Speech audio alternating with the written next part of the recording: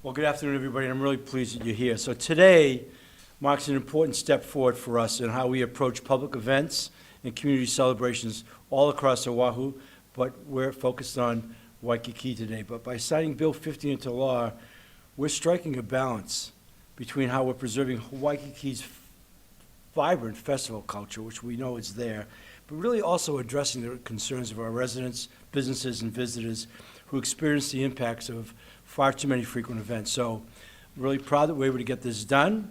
I want to call up Tommy Waters, who has been a real champion on this project, to say a few words.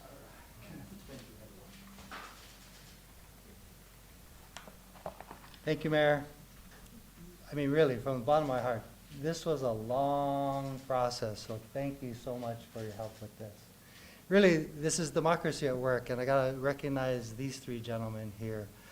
You have Bob Finley, the Waikīkī Neighborhood Board member and chair, Trevor Arbazua and Rick Blangiardi from the Waikīkī Business Improvement District, who actually came up with the idea, working with the Department of Transportation and Corporation Council. I've got to tell you, we probably did about 15 drafts before it finally came to the point where we're at now.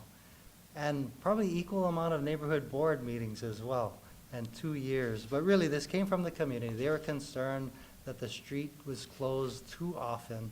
It seemed like it was every other week. You know, it affected the local businesses. It affected tourists coming in and out of their hotels. So I'm really, really thankful for all those involved. I also want to just recognize Radiant Cordero and Tyler Dos Santos Tam for their hard work as transportation chairs to get this past the finish line. With Mayor's signature on Bill 50, 2024, we now have a solution that strikes a balance between honoring cultural celebrations and enjoying commercial activities, and simultaneously ensuring the quality of life for both the residents and business in Waikīkī. So thank you. Thank you. Thank you, gentlemen.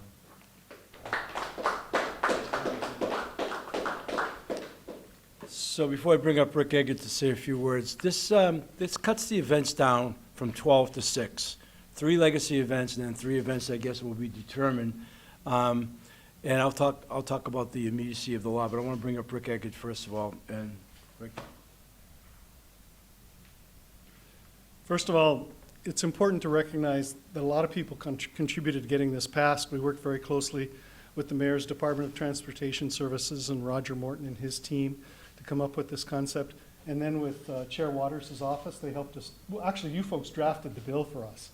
And as the chair said, we went through a number of drafts to get to where we are today. But the key thing that this bill does is it creates a special category of street closure events calling them street festivals. Before, all street closures were in one giant category. So parades, races, everything was one category. Now street festivals have their own category. And the reason it's important to do that is because although these other events close the street for a number of hours, it's less than 10 hours, whereas you get a street festival that closes Kalakaua Avenue from 2 o'clock in the afternoon to midnight, sometimes after midnight. And so it's very disruptive to traffic, both for the residents and for our businesses. Plus, we got to the point where the fact that this street closure was being abused by a number of private contractors. The street closures were meant to be a community celebration, not meant as a for-profit operation. Yet that's what it turned into. So what this bill does is, and Mayor, there were as many as 18 of these street festival closures at one time. And what this bill does is it restricts it to 6, 3 of the legacy events, and then 3 other events that can compete in the lottery to get those slots. And that 6 closures for the year will be a big improvement on our ability to enter and leave Waikīkī during these very key, and it's usually a Saturday event time period. And this Saturday is a very busy day in Waikīkī, busy for our residents. And so I really want to, again, express our appreciation to the mayor and his administration, the city council, particularly our city council member, Chair Waters, and the other members of the city council. I think this passed every vote 9-0. It was the key factor was, of course, getting the language down to the point where it was watertight, because you can pass a law, but if there's some flaw in the language, somebody will figure it out, and then the bill becomes the law becomes nullified. So we think this is going to be a big step forward, and thanks everybody involved. And of course, we work hand in hand with the neighborhood board. Bob Finley, in fact, Bob was one of the people who wanted this. He suggested that we do this, and so finally at the end. Thank you, Mayor. Thank you, everyone. So, one of the things, and it's been mentioned already, even though we're focused on Waikīkī today, this is about across Oʻahu, and this really does open up a myriad of opportunities for us involving Chinatown, certainly in Kaka as it emerges more and more, and out in Kapolei as well, and that's what we intend to do. So, we really want to have celebrations, but it was really overbearing, and forgive me, Rick, I didn't realize it was as many as 18. I was dealing with the number 12, even more so. Congratulations on getting this legislation passed. This law takes effect immediately as soon as I sign it.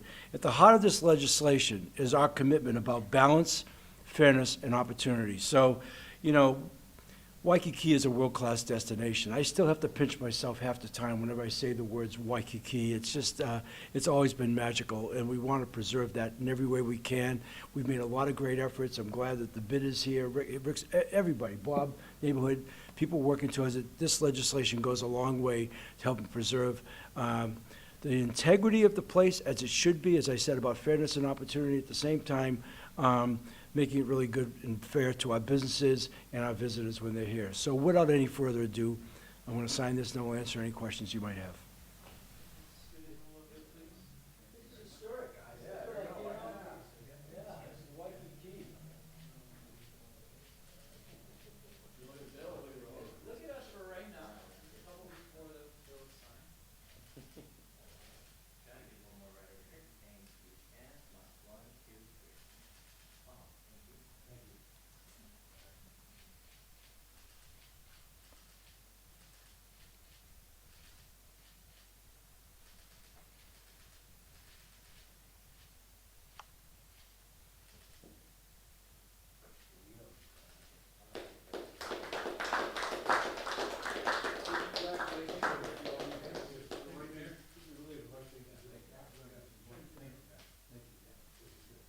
With that, but I just think it's about the accessibility and being able to enjoy the beauty of not only Waikīkī from the beaches, but everything else that's down there that affords people when they visit.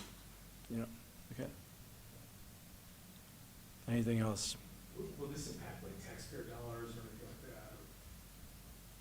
No, I don't think so. I can't imagine how that would. Yeah, no. We're going to charge you more to visit Waikīkī.